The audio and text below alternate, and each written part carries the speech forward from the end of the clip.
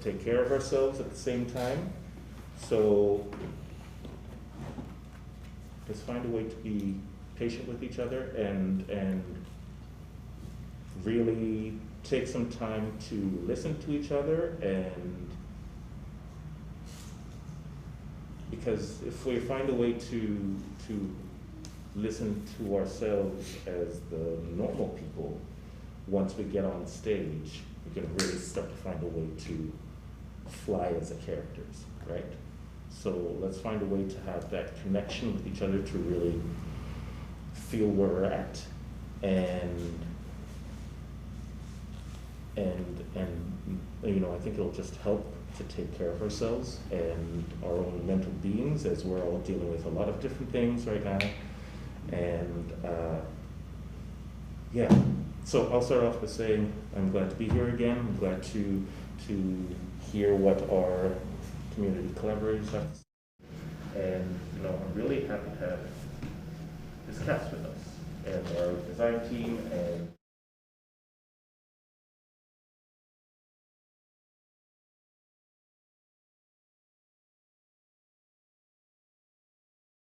grateful to all of you yesterday for being so kind and taking care of me when I needed taken care of. I really, really appreciate that.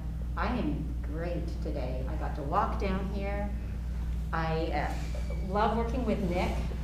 I love that my brain is blown and I will not remember any of this stuff.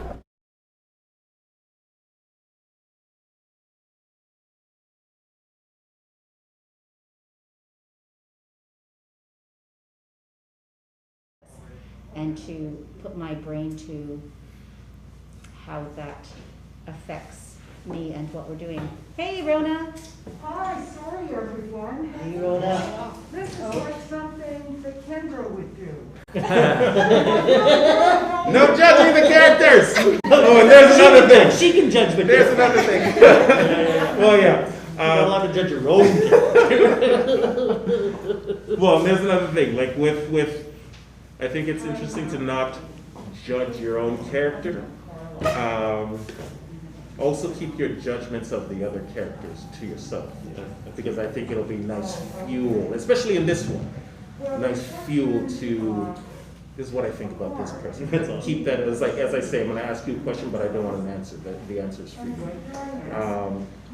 So keep that particular energy of just like, this is what Ken's. Although a lot of their internal feelings are very, I know, very explicit. I know. They're not, yeah.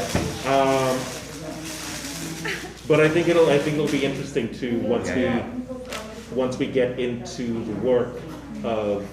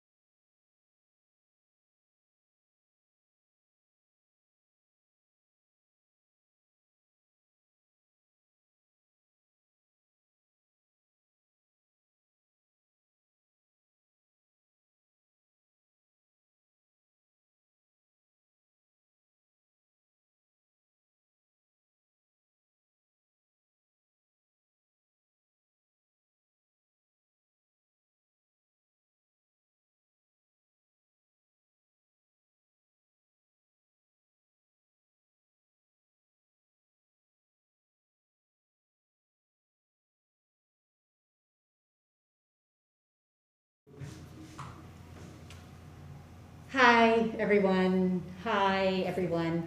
Welcome to ARC's 2021 Open Room in preparation for our upcoming production of Gloria. And I would love to welcome our first community collaborator, Rona Maynard. Woo-hoo. Yeah, I'm really excited to be here. This play feels personal to me on a number of levels. I worked in magazines for 28 years, 3 different titles, Flair, Maclean's, and finally editor-in-chief of Chatelaine. I have written 2 memoirs, so that's another touch point. And until just before the pandemic, I used to give presentations regularly on workplace mental health. I had unique qualifications for this. I suffered from depression for many years, off and on, from childhood into my mid-30s. But when I got into a position of power in the workplace, I totally blew the mental illness of a very talented staffer, and I'm going to tell you that story today. You know, on Tuesday, when I sat with you in this room, a wave of nostalgia washed over me because it was the first time in years that I had sat around a table watching a group of colleagues awaken a creative project together, watching people listen, ask questions, spark ideas, and watching the spirit of equality in the room, regardless of seniority or age. What I witnessed here used to happen for me every day throughout most of my career in magazines. There was a notable exception. You're going to hear about that. I did not know at the time that I was loving my work. Just couldn't wait to go there every day. What a great gift it was. At its best, work is so much more than a paycheck. It is a place in the world, a sense of purpose. It's a chance to make a difference every day and be seen to do so by a group of colleagues. And of course, you are seeing them make their difference too. You know, if you're a tight team, that what you're making together would not be the same if one person in this group was not here, because together you can accomplish so much more than any one of you can individually. It's a humanizing force. It taught me that I do not have to like someone. I can, in fact, dislike someone, and yet, lo and behold, we can still make something good happen together. This does not happen for the characters in Gloria. It does not happen for a whole generation of workers who are starting their careers in a virtual workplace. From what I've heard and read about young workers today, it is terribly lonely and confusing.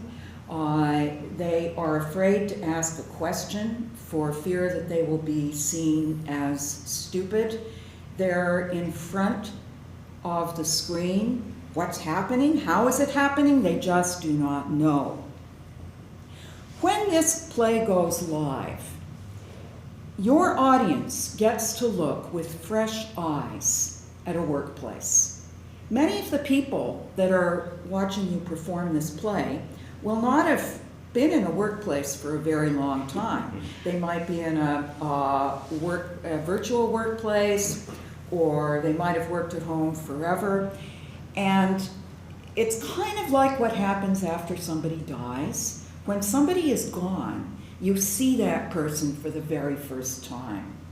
You see things that you couldn't see when they were right in front of you, blocking your view, and you came to them with a lot of preconceptions. So that's the opportunity that I think you have with Gloria. Your audience is going to get an intimate look at what happens when work goes bad, when it is a dehumanizer.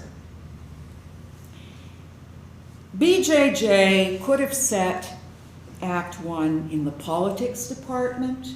He could have picked opinion. He could have picked business. What did he pick?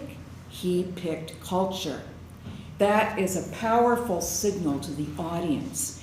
Every workplace has a culture. So if you want to start an exploration in the mind of your audience about culture, work is a great place to do it. And I have wondered for a very long time why there isn't more art about work. Why there, aside from a wonderful novel by Joshua Ferris called Then We Came to the End, about the dot-com bust, I can't think of a piece of art about work that is as adventuresome as this is. People bring their whole selves to work. They bring their dreams, their resentments, they bring their longing to connect, and they bring their fear of connection, their vulnerability. Everything that they feel gets magnified because workplace is a hothouse for every kind of emotion. And this is true whether the product is 12 different kinds of bagels or a Ford Focus or a magazine. Everybody contributes to the culture. And yet, everybody doesn't have equal power to shape the culture because the values of that culture are set on high. You might never see the powerful people. How often do the people in this place see Michael, the big boss? And I was on my second reading before I knew who the big boss was. There's also somebody named Arthur Kimball, and I get the feeling, I think it is implied, that Arthur Kimball is a layer up from Nan and Eleanor. So it's a very stratified workplace, as all workplaces are. But what's particularly unhealthy about it is that the guy who's calling the shots is never seen. He is not walking around saying, "What's up? How was your weekend? Can I help you with that?" He's not giving all those little signals that say, "I am interested in you."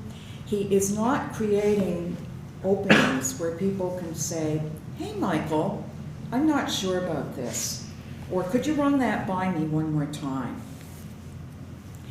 Relationships in this office are transactional. Standards are surprisingly low. This is a big magazine.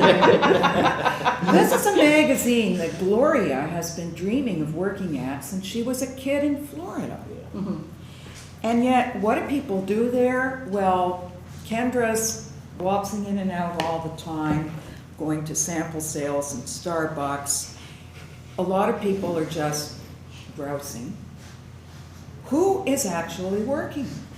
Nobody. But, and this is big too, cruelty is okay. Weirdness is not okay. What does that tell you? Gloria is stigmatized for being weird, for being the office freak, for being a crazy person. What has Gloria actually done to hurt anybody? Nothing. But here's Kendra, who I think is, in my view, Kendra's the worst of a bad. Don't listen to Mouthing off non-stop about how horrible everybody is. If Kendra worked for me, I would pull her into my office and say, "This has got to stop, or you're going to work somewhere else. It is just not on to be slagging your colleagues like this." She is positioned as the most emotionally dangerous person in the office.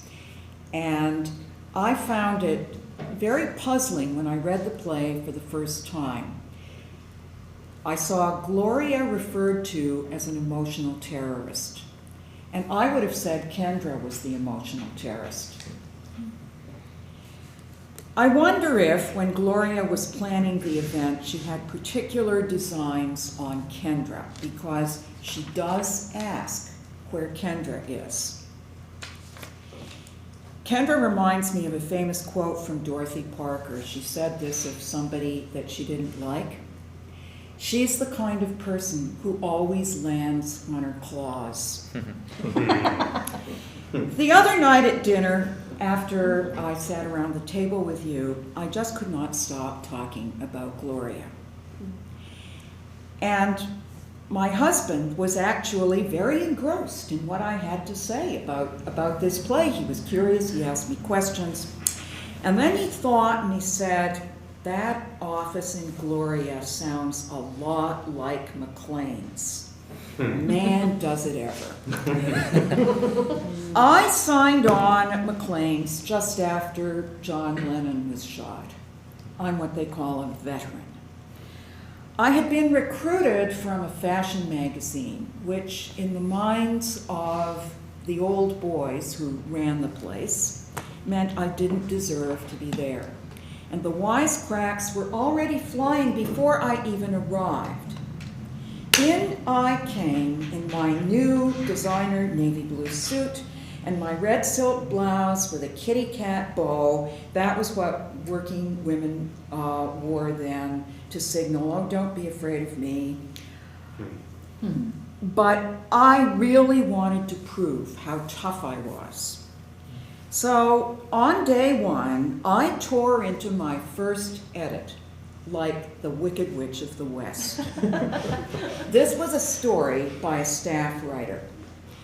And I just filled the margins with exclamation marks and snarky comments.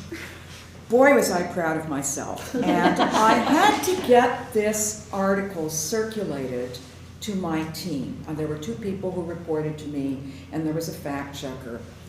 And I took it into the office next to mine, the so-called wire room. Way back in those days, there was a telex machine that clackety-clacked and spat out news from all around the world. The guy who supervised the telex machine also supervised the distribution of copies, and his name was Ken.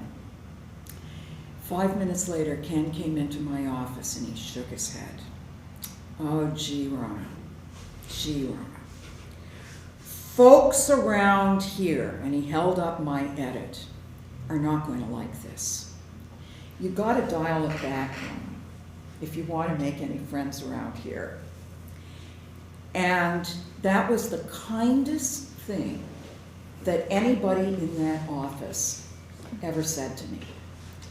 That was an actual piece of advice that could save me from a career-limiting move, that could stop me from running off a cliff and getting into all kinds of trouble. But did I become Ken's friend? No, I did not. Because in the office hierarchy, Ken was junior to me. And the way things work, you see this very much in Gloria. You socialize with the people at your own level, or better yet, above your level. You do not socialize down. You don't hang out with the powerless, or you diminish your own power. So here's another thing that I recognize about Gloria that makes me think, oh my God, this is McLean's. I worked for a very shy man, the big boss, who never walked the halls, never asked how it was going. He holed up in his office listening to jazz, and people spun fantasies about him and speculated on who he was going to fire next.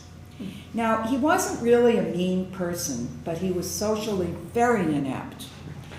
And when he wanted to know what was going on around the office, his number one source of information was a twisted soul who must have had an undiagnosed mental illness. I'm going to call this guy the Goblin. And the goblin looked as if he had crawled out from under a rock. He was very pale. He was middle-aged. He slumped like this. He had never walked more than 2 blocks in 25 years, I would guess, from the shape of him. His weapon of choice in an emotional terrorism campaign was rumors, false rumors. He particularly loathed women, and even more than women, he loathed gay people. He had props in the office, a whip and a gun, and they were real. One day, this was after my time, he pulled out his gun and he pointed it at the stomach of a pregnant woman. Her husband got mightily upset and threatened to sue. There was a big move afoot to try and get rid of the goblin, to have him fired, but he wasn't fired. Why? Because the big boss, a different boss by this time, said, "Oh, we can't lose this guy. He's such a good editor. We need him." The goblin did not single-handedly turn that office into a seething pit of rage and resentment. The goblin was enabled by toxic workplace culture. He was given free rein, just as Kendra is enabled in Gloria.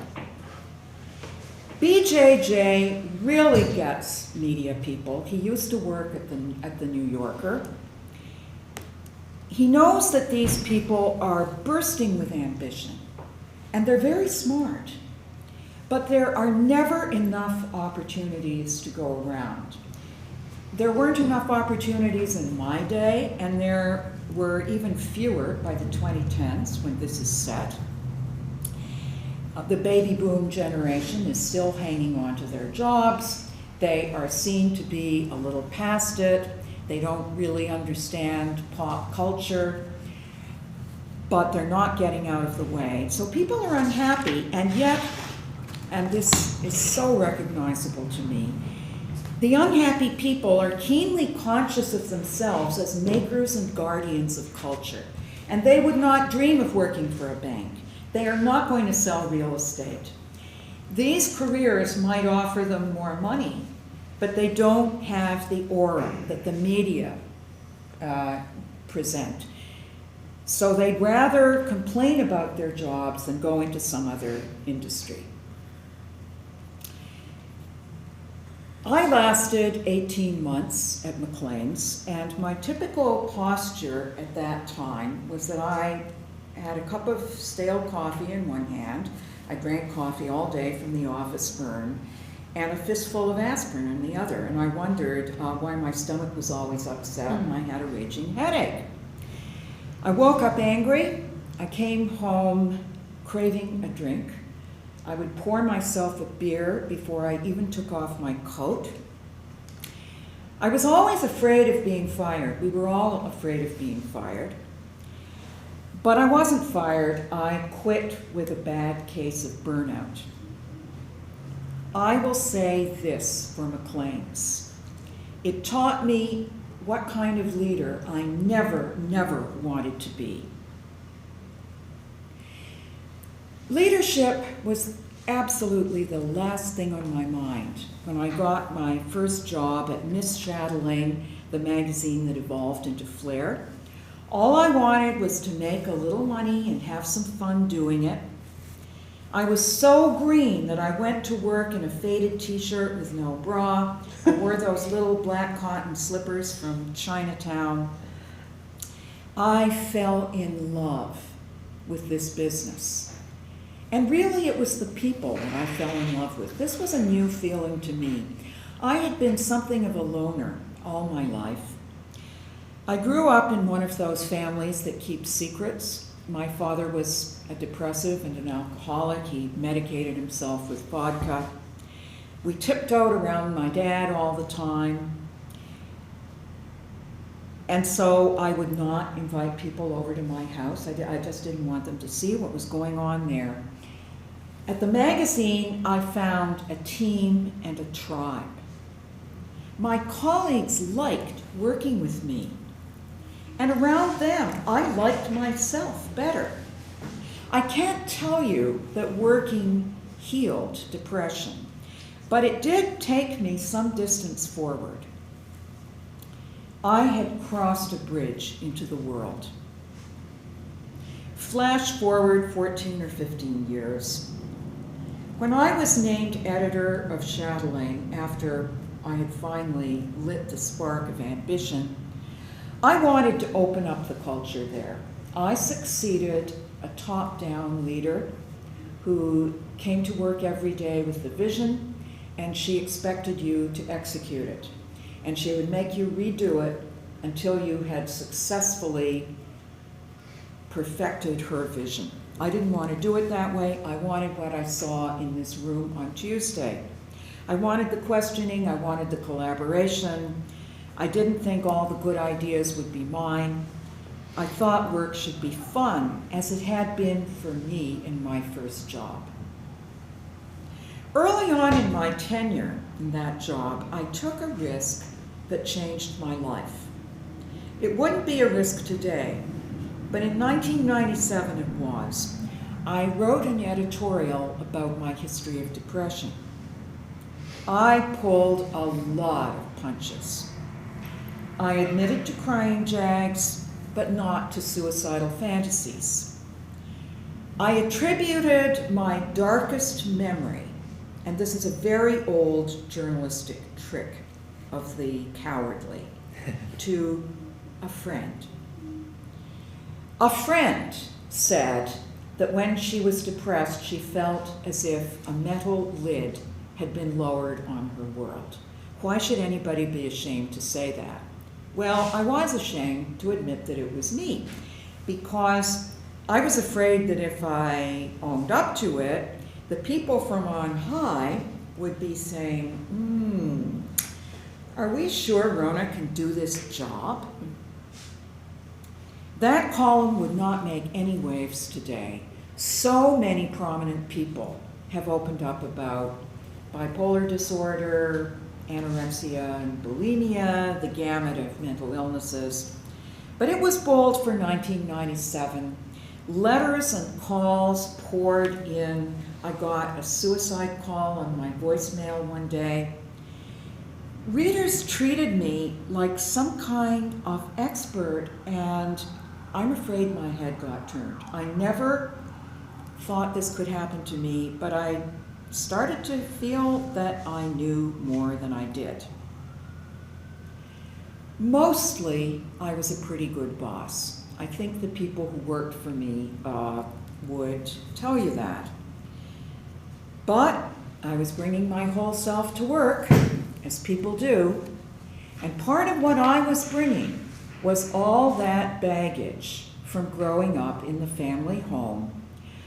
I was an absolute ace at not talking about a crisis that was unfolding right in front of my nose. I was an expert at not even seeing things that were disturbing. You know, in my family, we never said the word alcoholic unless we were talking about Skid Row bums or Richard Burton.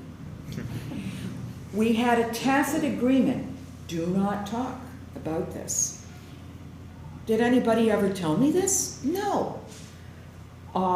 Does anybody tell the people in Gloria, you're not going to see Michael. Michael doesn't care about you. Some things people just know. So when a gifted protege of mine began to crack up very badly, I totally blew it, aided and abetted by HR. I knew how to write about a taboo subject to hundreds of thousands of people, and I could make hundreds and thousands of people believe that I was whispering in their ear, talking just to them. But could I have an honest conversation with this woman I will call Emily? No, I was very afraid to do that. When people fall deep into the void, they get a look. And it's not the same for every person. For Gloria, we see her stomping around the office with her hands in her pockets. And people know that Gloria is always very strange, but something even more strange appears to be happening. And yet, they can't really look at anything Gloria does anymore because everything is just Gloria being Gloria. Well, Emily's version of the look was that she stopped laughing and she stopped smiling. She had an amazing sense of humor when she was well. It was mordant, but it was sharp. And I didn't notice that she never laughed until my number 2 came to me and said, hey, she's been sitting in a meeting with us for an hour and she looked totally dead and glazed. And I thought, oh yeah, that's true. Not only that, she had started missing deadlines. This was not Emily. There was a glass pane in her office door. She covered it with paper so nobody could see what she was doing in there. The rest of the staff began to worry. Now, I don't think anybody ever would go to Michael about a concern that they had concerning Gloria or Kendra or anybody else, because he doesn't care. But people knew I was basically okay as a boss. My heart was at least in the right place. So they did start to come to me. And one day somebody came to me and said, I saw Emily trying to cross the street. And she stood there with tears in her eyes as the light changed from green to red and back again, and she just couldn't move. I should have done something then and there. Well, I went to HR, and they gave me some useless advice. They told me, why don't you give her some time off? The heat's really on at Chatelaine. She's just suffering from stress. So I gave her some time off, and after she came back, I said, how was your vacation? And she said, I didn't go, I couldn't pack my suitcase. This is the kind of thing that can happen to somebody who has been the most productive person in the office. So why didn't I have that conversation when I should have had it? I did have it, but not soon enough. Well, I was over-identifying with her. Work was terribly important to Emily. She set a lot of store by having the position that she did, and I didn't want to humiliate her by saying, as you have to say if you're having this discussion, this is what I've observed. This is what I've seen you do. This is what I've seen you not do. This is not like you. And we need to talk about why this is going on so that we can make a plan. Meanwhile, the office culture suffered because people always take their cues from what the big boss is doing or not doing. And I'm sure they had to be asking, why is she not doing anything about Emily? Well, Chatelaine was down the hall from the occupational health department. And although the nurse did not get much respect in the company, she was in many ways the smartest person when it came to anything human. Her name was Mary.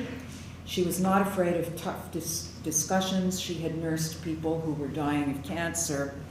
And she came to me and said in an Irish accent that I will not try to imitate, you have to do something about that girl. She pulled out her Rolodex. She told me that she knew of an excellent therapist with a track record for difficult cases. But as your psychotherapist friend can tell you, The longer a workplace mental illness goes untreated, the harder it is to pull that person back into the mainstream. She went on long-term disability, and although she came back, it didn't go well. She lost her career in magazines, and we lost a brilliant employee. She was without question one of the most mentally agile people I have ever worked with. That is on me, and it's the biggest mistake that I made in 28 years in the magazine business. So, who or what is to blame for the tragic event that drives Gloria? There is an obvious answer, that she had a mental illness. I don't buy that answer. I don't think the playwright buys it. He will not let us off the hook that easily. He wants us to look deeper. Lauren makes an observation at the end of the play in a long speech that contains a lot of truth and some half-truths. He says, "It could have been any one of us." No, I do not believe it could have been anyone in the office. Gloria was reacting to a culture that had diminished, exploited, and demeaned her and ignored her. Other people had coping skills. They knew how to flatter, they had guile.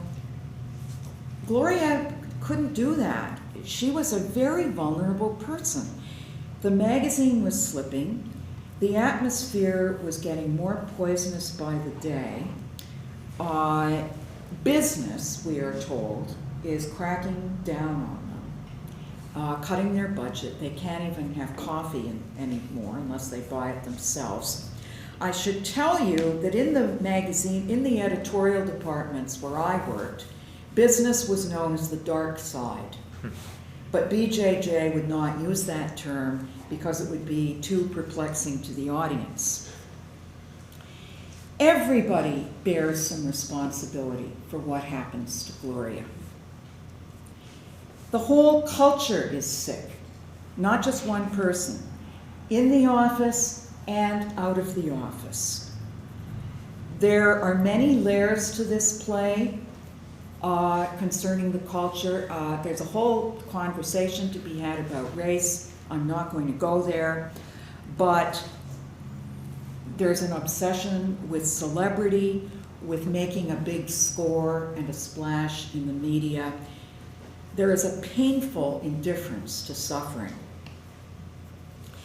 And there's a sense of things never really changing, because the hierarchical structure of the media is so rigid that people can change jobs, and yet nothing really changes. The power that they have relative to one another is still the same.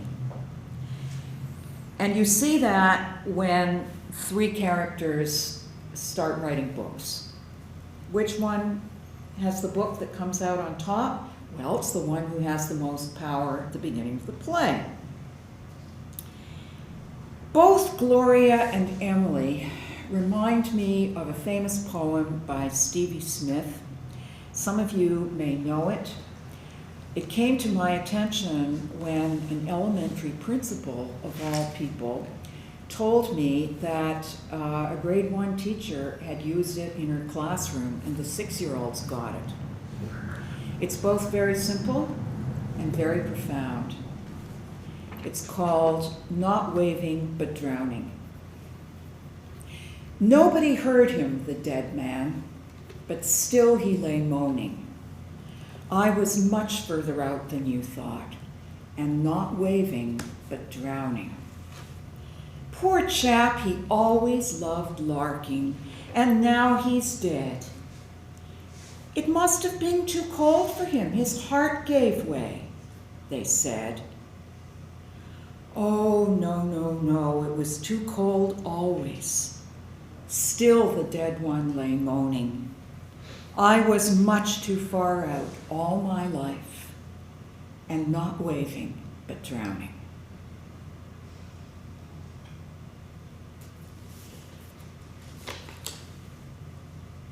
I have more thoughts on this play and how it relates to my life and everyone's life. But Stevie Smith is a tough act to follow. And she damn well should be, because it's a hell of a poem. So I'm going to open it up to all of you. And if I think of any relevant PSs, I will add them. When did you last work in the industry, Rona? I left at the end of 2004. Okay. And I freelanced sporadically for a few years after that. But I now do not buy magazines. There is no single magazine that I follow. I get Apple News, and that's how I read magazines. Magazines, by the time this play happens, are already fraying badly. This is set in the 2010s. Would you say that they came before that, though? In the 80s and 90s, with all the fashion magazines and the unrealistic expectations, would that have... Well, in the contributed to 80s, Chatelaine was so fat it was falling off the press. As a publication, you mean? As Not a publication, not as because it was fat and happy with advertising. I freelanced for them at that time. I couldn't write fast enough. After the internet, it was really not until the 90s that things started to get seriously bad for magazines, because people began to believe that they could get a lot of great stuff for free, so why did they need a magazine? And meanwhile, there was this huge proliferation of special interest titles about absolutely everything. So the competition became fierce. People became much, much busier. And I cannot believe that I was in love with magazines going back to childhood, because my mother wrote for magazines. We subscribed to everything. And now I really don't care. And a great many magazines have cut back their frequency. Chatelaine is not a monthly anymore. I think it probably comes out 6 times a year, maybe 8. Some magazines are now completely digital. Yeah. Who could have seen this happen? Well, the internet. Well, in Anybody in a business- position of power in an organization that includes media, I think, could have had an eye on it. Well, we did. You see, here was So what happened? the thing. I'll tell you what happened. In a very blinkered way, the magazine business thought, and the newspaper business too, thought that they could get a handle on this. They thought, okay, now, well, Yeah, they took us for we're going to granted. start our own website. That's We're going right. to go there ourselves. And Chatelaine put a lot of effort into launching a website. They still have one, but it is not a destination portal. The truth is, with the internet, everybody has their own publisher. Graydon Carter has an electronic magazine called Email. I hear that it's terrific. He was the most successful editor of Vanity Fair, and I don't doubt that he's doing a wonderful job. Oh no, it's not Email, it's Airmail. But am I going to pay for that? No, I'm not. But I guess my whole point isn't so much about what the magazine culture expects from us as consumers of the product of the magazine, but rather consumers of the substance that they're trying to sell us. So that's what I'm trying to say. Perhaps the fall of the magazine came sooner than the internet, because I think that the fashion magazines in particular, for women especially perhaps, but I think GQ, Edition, all the magazines, what's that awful one, FHM, that has like, it's basically like a nudie magazine for guys with guns and money. But these are the people, like you said, that are making the culture, right? So I'm wondering if the internet actually is a bit of an awakening for the world that says, hold on, I don't have to subscribe to this publication that takes me for granted, because all it cares about is being fat with advertising and telling me what to wear and what I should look like, instead of trying to evolve with the times and looking at the culture, because honestly, it's a pretty it's a homogenous image that's being sold by these magazines too, isn't it? In terms of the diversity Well, question. they are really trying now. Okay, but they're trying now in 2021. Now they are. Well, yeah, I think, I think it's the same, as I mentioned the other day, it's the same thing with theater. We're always trying to find a way to keep theater alive. In the midst of. But I just think that the magazine industry in particular has now woken up that there's been this backlash for like how long? 2021, we're finally getting people that look like not everybody that has always looked on a magazine to get on the covers of magazines, and now we call it diversity. This city has looked at like that since I was born here in 1978 and came back in 1988. Yeah? So I'm just wondering, at what point do we start looking at the culture that is created not by the public and not by the Kendras that are reacting to the people that are making her this way? Because as far as I can see, she's like if I may, Athena, Kendra is actually the person of minority in the play. Well, she's not the only. She's not the just only, I one. didn't say that. She's And a woman of color in an industry that is driven by white men or white women. So to call her an emotional terrorist was surprising to me, considering she's trying to survive in this environment. Do you see any parallels between the Goblin and Gloria at all? Between the Goblin and Gloria? Yeah, No. none. No, because the Goblin issues. was the Goblin. Well, they both, I think, had mental health Okay, issues, but they the were both Goblin, terrorized. the it sounds like. Goblin was truly mean. He got. How do you think he got that way, I wonder? I'm just trying to see. I don't know how he got that way. I stayed as far away from the Goblin as possible. I would have too if they let him bring a gun to work. But listen, I'm with you, right? But I'm just trying to see at what point do we start to see that guy could be Gloria. I'm not sure what the half-truths are in Lauren's last monologue, but the truth is it could have been. I disagree with you. You disagree? Well, Strongly disagree with you. I.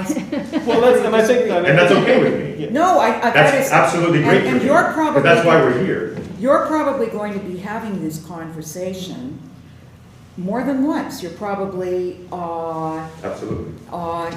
long after I leave this room, you're going to be talking among yourselves about who, besides Gloria, if anyone, could have triggered the event.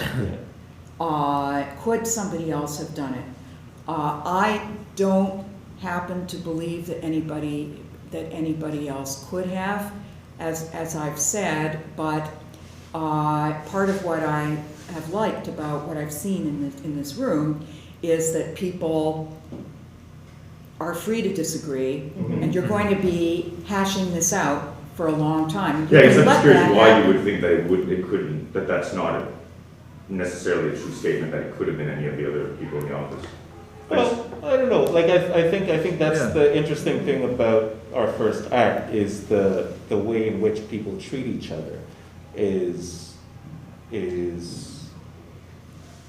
beginning portal into seeing like human beings are capable of anything. So I think for me, I think it's interesting to play with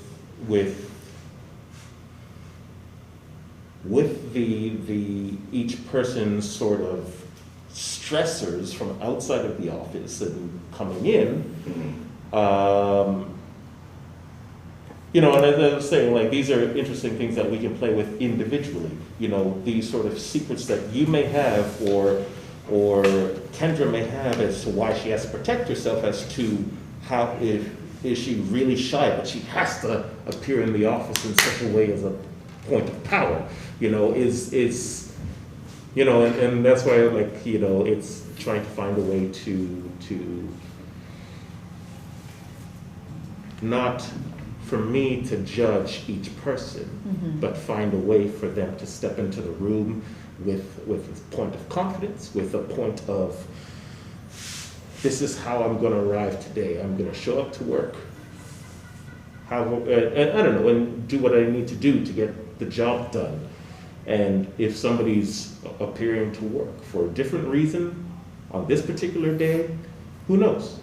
Like, and I don't want to. But that's why I don't want to limit us to say it Well- couldn't have been anybody else. Well, yeah, and I guess I'm just trying to understand what about it is so clearly obvious that it couldn't have been, and I'm not saying that you're saying it had to be Gloria, No, that it happened to, correct?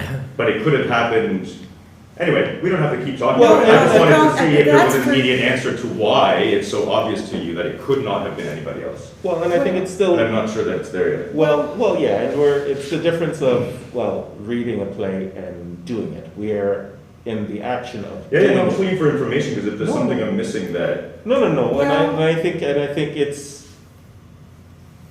I think it'd be valid. it's interesting to, this is something that in the acting of it, we can play with, right? And, Yeah, like you said, these are decisions we can make on our each Yeah, yeah, yeah. individual character. yeah. I would love to hear from Rona, then Aviva, then Nabil. I think you had your hand up, but Yes, we'll but- start with Rona. Yeah, actually, I'd like to hear from Aviva first. great. I'm going to completely change the topic. Mhm. I first wanted to thank you for that presentation. Yeah. It was really enjoyable to hear. Felt truthful and vulnerable and really graceful and gracious. So thank you for sharing that with us. I really enjoyed it. And I wondered if you could speak more about the different departments and the hierarchy within those departments, because I know nothing. I only know, like, in theater and film, there's the wardrobe and the actors and the director and the stage manager, or the grips or the gaffers in film, and how they relate to each other.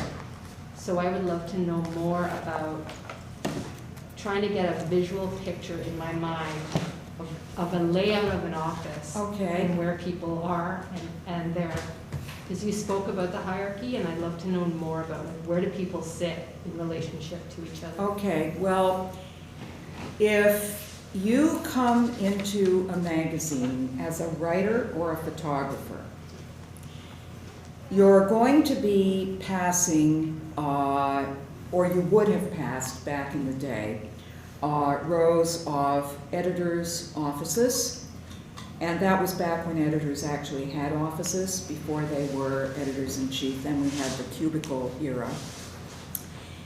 And as far as you could tell, it was all about editors.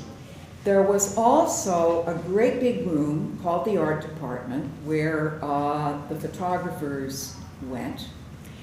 And except for the art director, art people did not have offices. Art people sat around a table that was about the size of this. And they had light boxes. Was it a light table? Those are Yeah, beautiful. yeah. And they looked at shoots, they mocked things up. There was also copy and production, and production is very unglamorous. I mean, that's about laying the thing out. Not all magazines would have a separate production department. Copy and fact-checking might be the same, or they might be different. At Chatelaine, they were one and the same. At Maclean's, actually, they were the same too. And if you were a writer, you would never have seen any copy editors at Maclean's. What editorial people love to see in the office, and it's the signature of every editorial office to this day, is what we call the thumbnails. And the thumbnails are little mini layouts that go up on the wall that represent the pages, so that the editor-in-chief and the people directly under him or her can look at how it all flows. Whose job is that to initiate that? Is that the editor-in-chief that says, this month we're going to focus on fall colors and here's the layout of the magazine? Whose job is it to initiate or decide the layout? Well, actually, the themes of the issues would have been developed a year in advance. Right. There would be, at a magazine like Chatelaine, there was an editorial calendar. If it's something like New York Magazine, where there's a lot of there's a lot of stories pegged to the news, it would be more flexible than that. At Chatelaine, it was the editor and the art director who jointly obsessed over the flow of the pages, but some of the more senior editors would get involved in that as well. It's not absolutely the same everywhere, but what's interesting is that it is absolutely possible for somebody to walk into a magazine and only see the more glamorous parts of the magazine. Oh, I should tell you that at Chatelaine, of course, we also had a test kitchen. And visitors loved to visit the kitchen.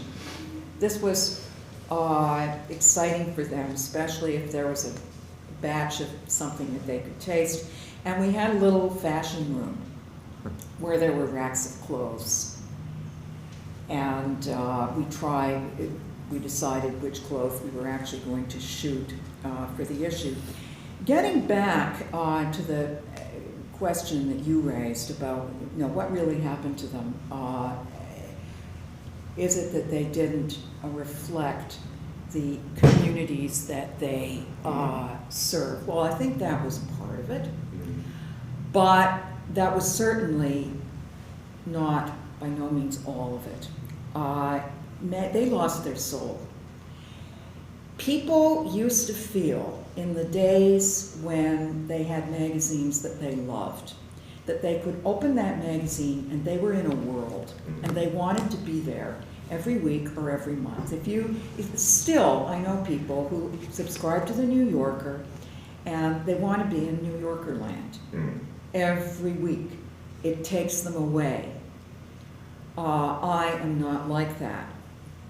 When I was at Chatelaine toward the end of my time there, and this seems rather quaint now, I was given an award by the Association of Black Journalists for diversity, because I made it a purpose to show people of different ages, ethnic backgrounds in every issue. And I did not want a bunch of white 20-year-olds, page after page after page.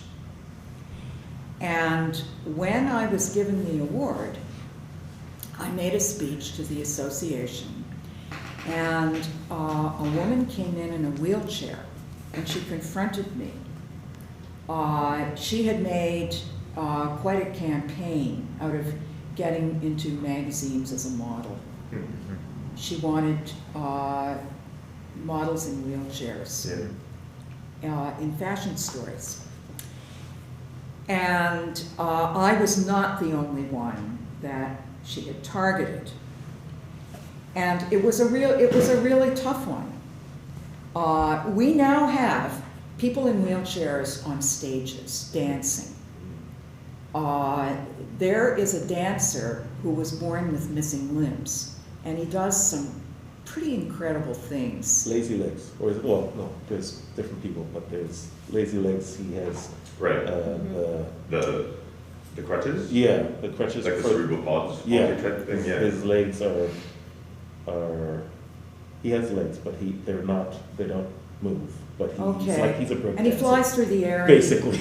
And he He does. we can't do. Yeah. Right? That He people does Yeah. all kinds of things. We are still not seeing models in wheelchairs in fashion stories, and personally, while I want to see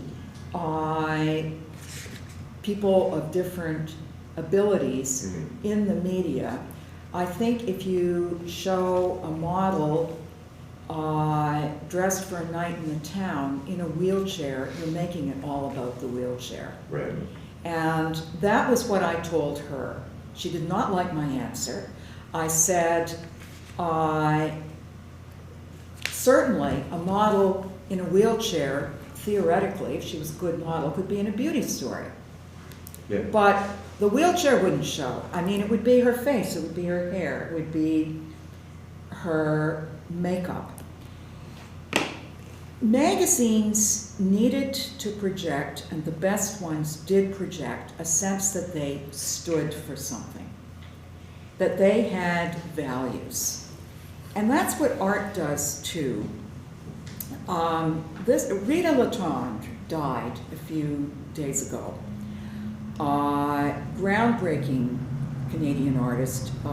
She was unusual. She was 91. She was unusual in that she was Quebecoise. She was Indigenous, and she came up as a woman artist when women artists were not welcome.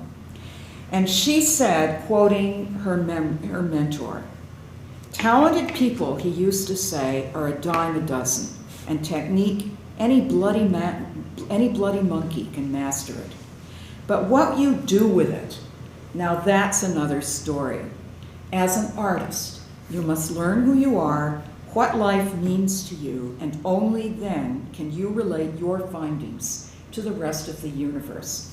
And this is relevant to the 3 books that 3 different characters have written. I have a feeling all these books are crap. I've written 2 memoirs, and I've taught memoir, and I've read memoir after memoir. I'm just fascinated by the sense that people make out of their lives. And dramatic events do not guarantee a gripping memoir, because it is not about what happened to somebody. It is about how somebody reckoned with what happened. And there's been no reckoning for these people. The reader wants to know how the writer has changed. The reader wants to see vulnerability on the part of the writer. And Nan has a very interesting speech, that long speech in which she talks about what went through her mind while the event was unfolding. And yet you don't sense any connection between Nan and the wider world. When I read a memoir, I'm always asking myself, so who is this person called I? I as a character. I has to be believable, and even if the reader doesn't like I, the reader must be engrossed by this person. And what makes a character compelling is conflict, and a reckoning with conflict. This is the way it was. This is what happened. This is how I saw myself and the world as a result of what happened. And this is what I went out and did with it, which these folks are not doing. But the audience is going to do it. And that is what I find so terribly exciting about this play. It really gets under your skin. While I was sitting here on Tuesday, and I hadn't turned my phone off as I should have, my agent called. And I had to, and at the first opportunity, I called her back, and she said, "We have an offer on your book." And of course, this was very exciting. But at the end of the day, I talked more about this play. Thank you very much. Well, you already wrote the book. You haven't seen the play yet. Yes, and I can't wait to see the play. I'm going to be talking to people about this play. Yay. You go first. Sorry, I just had a follow-up. Can you explain what when they say copy, what does that mean exactly? Copy, okay. Because we know that We don't understand fact checking. What is the world of A copy? copy. Copy Okay, and let me fact check. explain Yeah, copy what to is you, copy? because I started out as a copy editor. Okay, copy editor.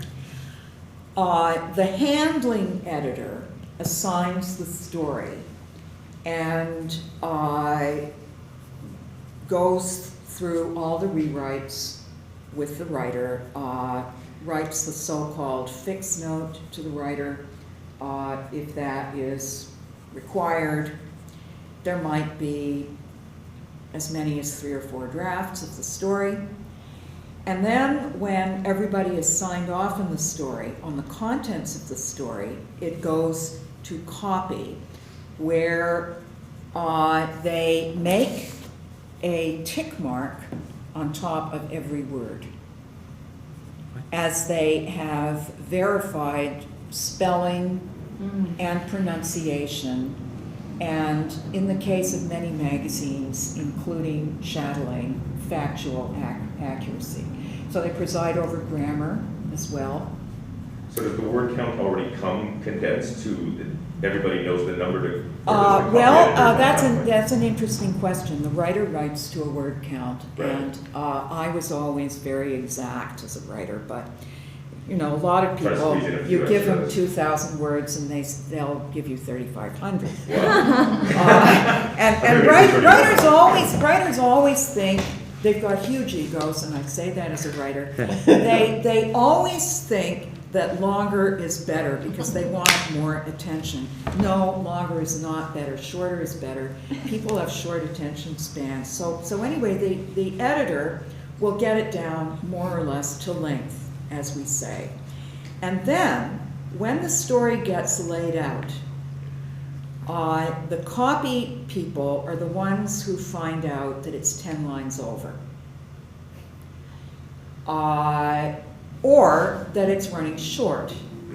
And we have to put in paragraph breaks, or we have to put in a pull quote. Or is that when you see the one word that gets stretched out across the line? Like you see some print comes out, I guess it's more newspapers. That would be more like newspapers. Yeah, like the format gets weird because they're trying to fill the space with 1 or 2 words. But at Maclean's, it was the story of my life that I would be told, you're 100 lines over.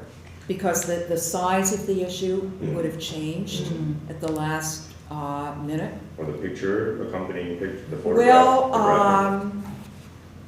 I guess that's pretty static, that's set in design. well, no, it could evolve. You know, the editor and the art director might decide late in the game, we want this picture to be bigger. Which And that's is going your to line affect, count. that's Right, going to affect the copy. I'm going to tell you the funniest thing that ever happened to me as a copy editor, although actually it was a harrowing thing, and it was a teachable moment. I was new in my job at Miss Chatelaine, and at that magazine, at that time, part of the job was preparing columns of type for the plant. So I would lay out these photocopies of type on blue and white graph paper, and I'd leave space for the ads, and then it would all go to the plant, and the plant would work with what was called a photostat, and they'd get it ready to roll on the press. So one day I was sitting at my desk when our man Joe called from the plant. And Joe was the guy who did all Miss Chatelaine's issues, and he said, "Rona, we have a problem." Uh-oh. You have 2 columns of type on page 119, and you only have 1. So you are going to have, because there's an ad that you forgot, and therefore you are going to have to cut 2 columns of type down to 1. Now think about that for a moment. All the cuts had to come from one chunk of the story. The equivalent amount of copy cut from the whole thing would have been very manageable. But I had to cut 2 columns in half, and these were 2 columns by Catherine Gauvier, who is now an eminent Canadian novelist. And at that time, she was an up-and-coming and very demanding and precise magazine writer with a reputation. And I thought, oh my God, Catherine Gauvier. Catherine Gauvier is going to have my head, and go to the editor about this. So Joe said, "Rona, don't worry. I'm going to be sitting here with my X-Acto knife. They worked with X-Acto knives then. And I will be, don't worry, the cuts can be one word if you want. You can make them just as fine and tiny as you want. And I will be here and I will make the cuts for you. So I sat there and I chiseled. And it was a word here and a syllable there and a dash there. It was the most hideous job. And she had written a narrative story. Oh, It was a piece of memoir, actually. It was about breaking up with a man. And the story wasn't... We never found out his name. So anyway, I did it. Joe and I did it, and Yay, Joe. And I've thought of him tenderly ever after. He was one of my great teachers. Sure. Like Ken, he was somebody who truly understood and taught that we have to pull together, and we must have each other's backs. Because what matters is not whose fault this was, it's how we're going to fix this and get the magazine in the reader's hands. So years and years passed, and about 6 or 8 years ago I had lunch with Catherine Govier, and I told her the story, and she thought it was very funny. Yes. I have 2 questions. You said the word proliferation. I just want to know what that meant. Proliferation, an explosion, and like a proliferation of dandelions, and the things just kind of seed Like it themselves and spreads. go all over Yeah. the place. Okay. And then my second question was, you said transactional workplace. What A does that mean? transactional, okay. When something, I'm glad you asked that question. Yeah, When something is transactional, it means there's a quid pro quo. It means that when I do something for you, I expect something in return. If I go to your party, I'm not going to hang out with you. I'm going there because I might be able to schmooze with somebody, or I might ask you for a favor. And when a relation, it's the opposite of a truly genuine give and take. It's Joe. How is it, what, Sorry, Greg. well, it's like, what is it, how will it serve me? Yeah. Yes, yes, I was gonna say exactly. the opposite of a transactional relationship, work relationship, is when you got that call from your man Joe. Yes. It was like, I'm gonna, let's do this together, and not necessarily, it's not like you scratch your back, my back, I scratch yours. No, it's He was we're calling going out to of- fix it. Yeah. You're We're working going to with your fix it. colleagues. And after he hung up, I was frantic. There was a big hook on the office wall, which in those days held pieces of copy. Oh, And I don't know if it had the name. Oh, well, actually, when you hear of copy being spiked in a newspaper, there isn't a physical spike anymore, but it Right. means that it's up in the spike. So I was flailing, and I rammed the palm of my hand oh no. right against the spike, and blood spurted everywhere. So before I could even deal with the problem that I had to get some first aid and mop up the blood. Truthfully, I am not a very good copy editor, and I am not eagle-eyed about tiny things. I'm very active on Facebook, and I write fairly ambitious posts, and my husband shakes his head at every one because there are always typos. You drive me crazy, Rona. Yes, I'm just incapable.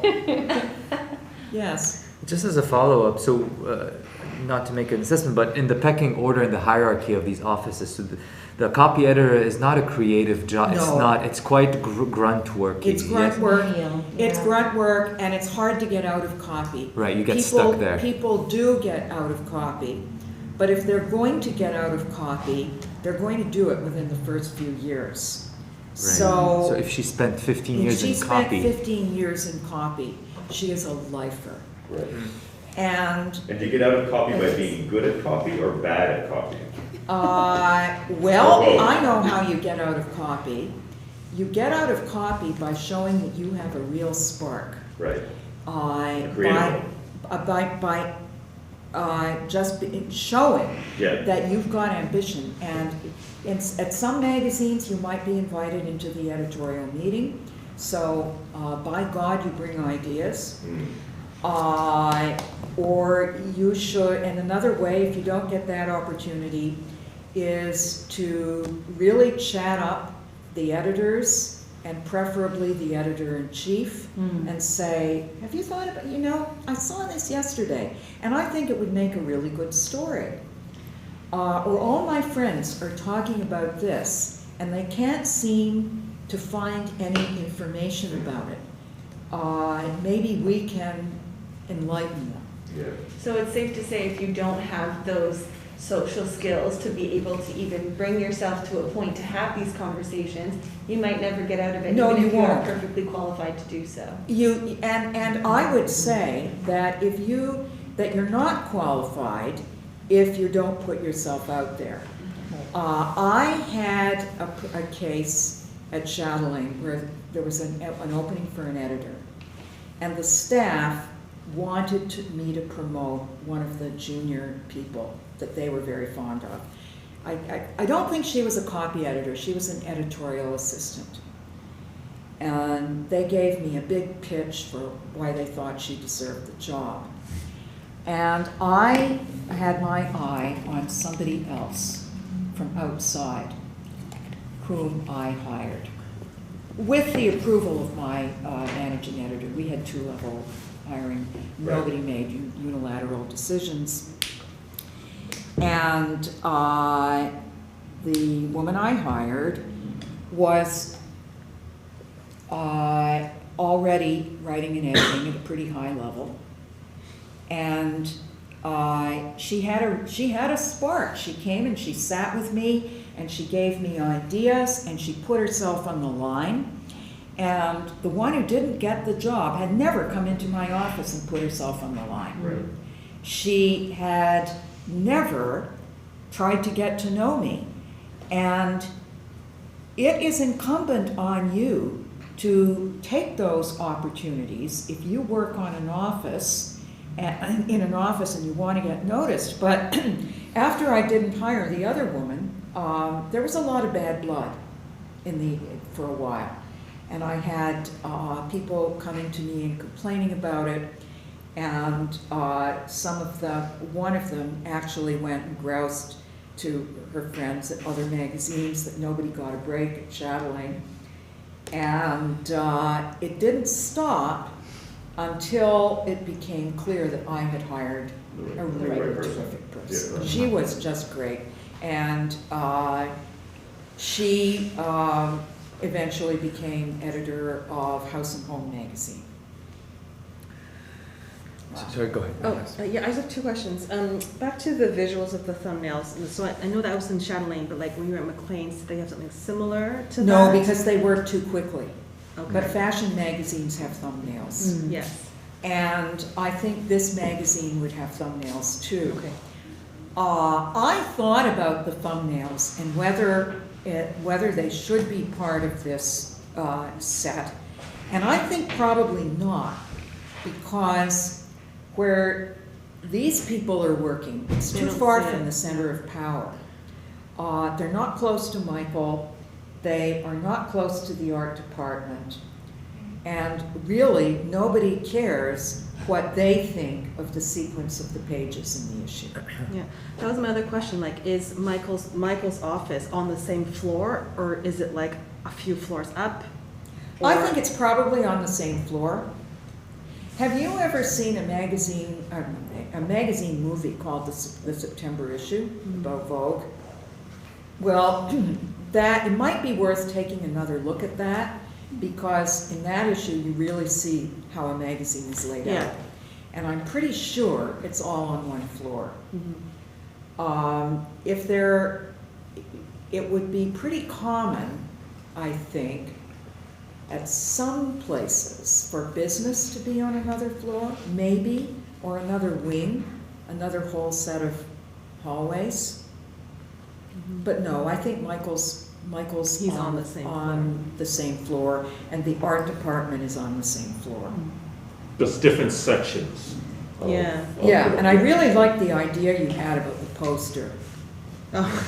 Yes. Well, yeah, and That was yeah. a great idea. Yeah, so it's, again, it's all Yeah. about the packaging. And then my other question Yeah. was, in terms of like what you've seen, in terms of like assistants and people maybe who work underneath someone, are there certain, is there an expectation for them to be, oh, you have to be invisible and be super helpful and just know what they need? Like, are there certain kind of qualities that, you know, I feel like Dean, for instance, is one thing with Nan, and then there's a lot of faces he puts on. Is that like, how do you find that? I don't think these people are terribly good assistants. I think they are in it for themselves, and Dean does that really kind of mean thing when he sends Yes. Miles out to get the Yes. vitamin water. Yes, a power move of sorts. And he really wants to put Dean in his place and remind him that he's just an intern. Now, something I should point out, and while we're still all here, you have to be a fairly privileged person to work as an intern at a magazine in New York, because these positions pay next to nothing. They might, in fact, pay nothing at all. These days, I think that's become, I mean, what I've read in the last 2 years, that it was actually becoming an epidemic that they were running. It was the new sort of like, nobody called it slave trade, because that would be a stretch too far, but it's basically illegal, an illegal workforce. Yeah, and Because nobody was getting paid. confession time, we had unpaid interns Well, for a sure, while. yeah. And then we got rid of it. The company, which had at the time was Rogers, they owned a bunch of magazines, started paying the interns, but it used to be that they were unpaid, and often people, well, sad but true, people did sometimes get these positions through pull. Somebody got a position as an intern at Chatelaine because her parents were friends with Mrs. Rogers. Right. Now, that alone would not have gotten her the position. She happened to be extremely bright and Okay. capable. Right.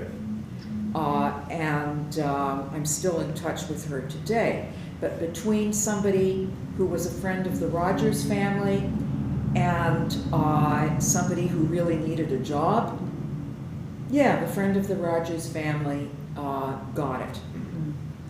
That's not how it should be, not at all, but that is how it was. Just to go back on, you were talking about they have to be a very privileged person. In terms of magazine, like for the time that you were running the I forgot which magazine. Chatelaine. Chatelaine. When you did have interns, was there a lot of interns of color, or was it usually?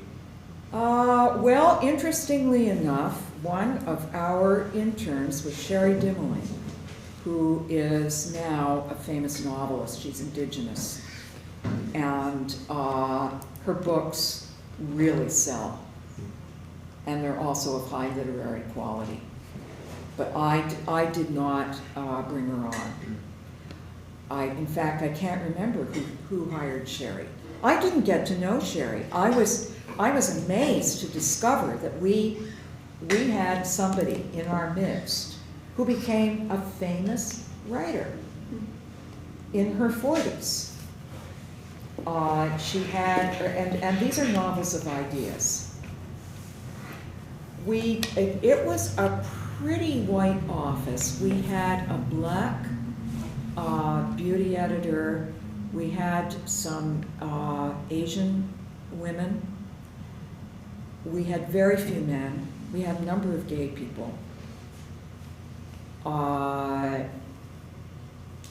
It would be different now. In fact, Chatelaine has made a pledge that in every, and you can see this on their website, I'm sure, it's there somewhere, that in every issue they strive to have, I think, 40% of their content by non-white people, non-white cisgendered people.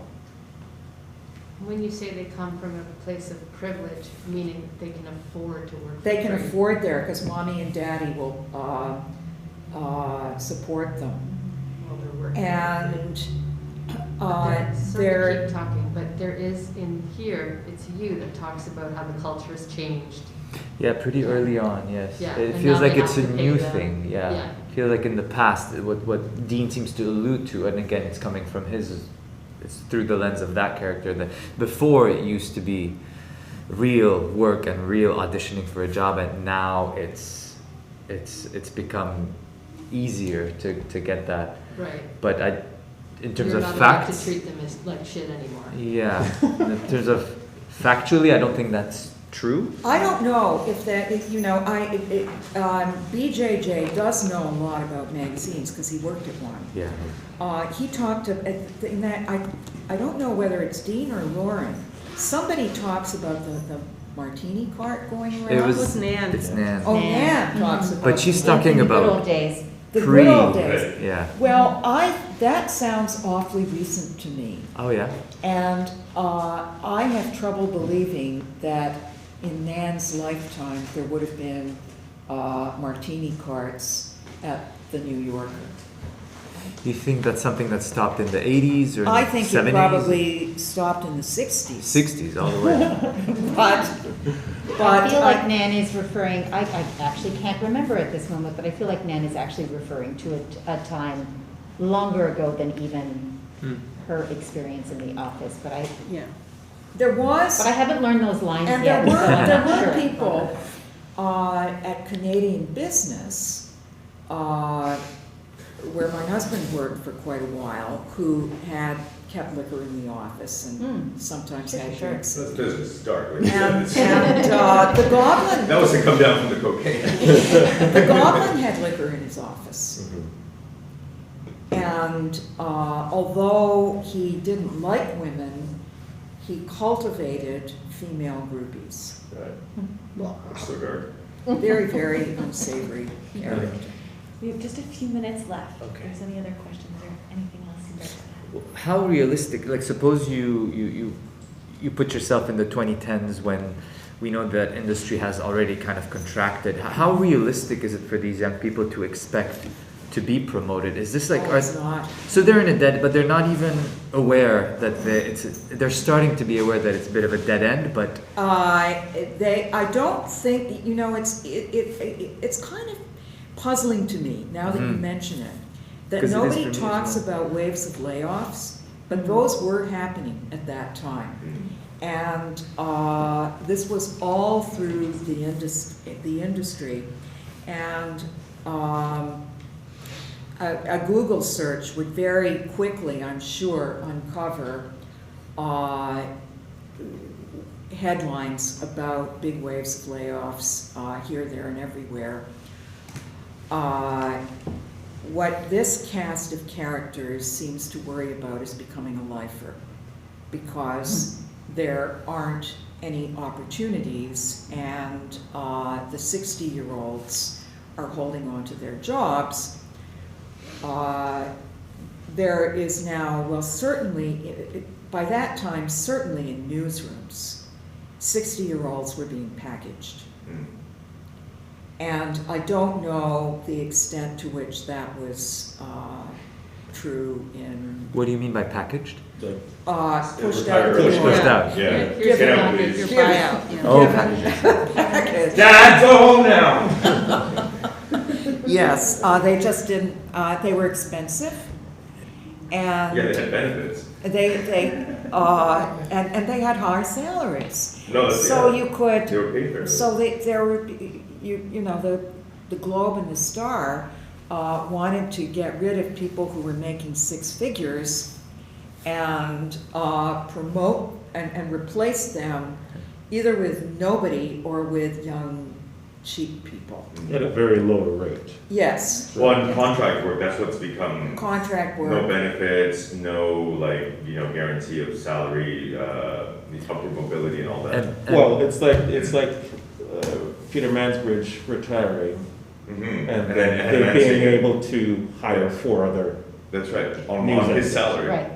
Yes. Yeah, that So- was actually just his Scotch budget that paid those. So it makes a lot of sense to get rid of those expensive senior people, but this magazine is not doing that. And I don't find that completely realistic.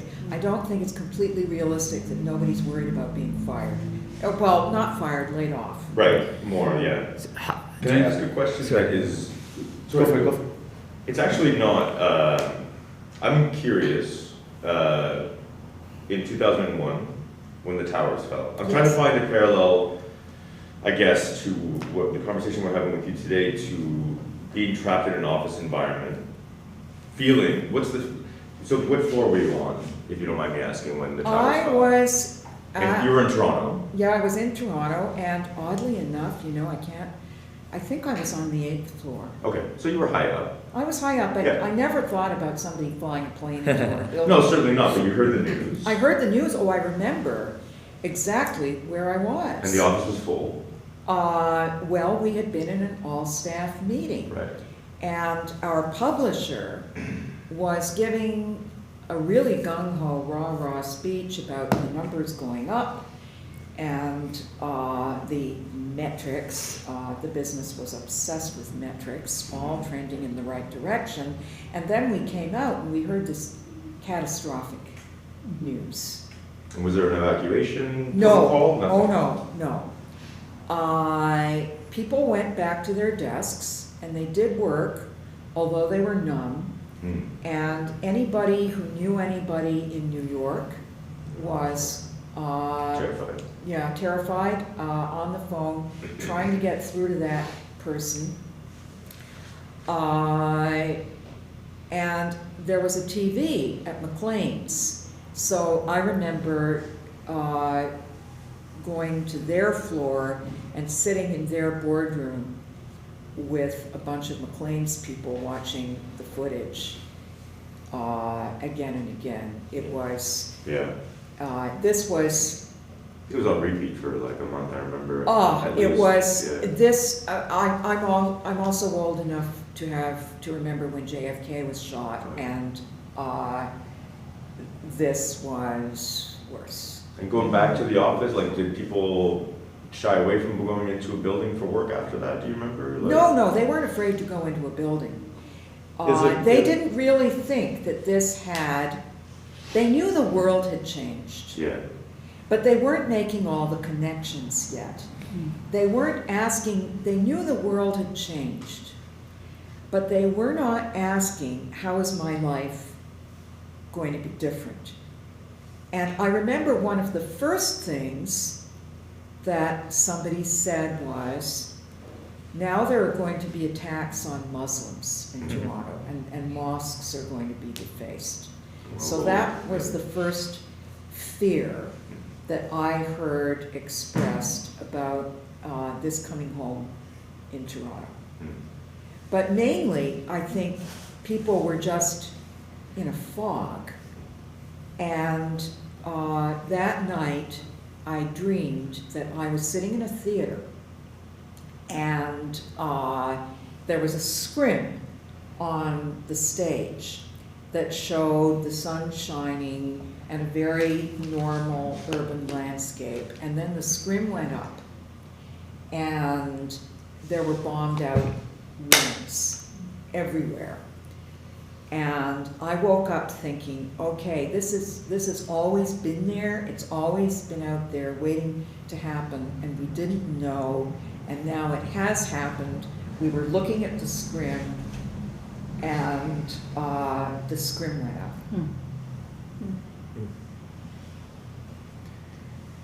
Thanks for that. I'm sorry, yeah, it was a bit of a sort of cross parallel. I was just trying to think of a stressful environment that you, like a kind of, you know, something to, like working in an office for me is a bit of a nightmare on a high up floor, not just thinking of 9/11, just general claustrophobia, like general sense of I can't get out of here.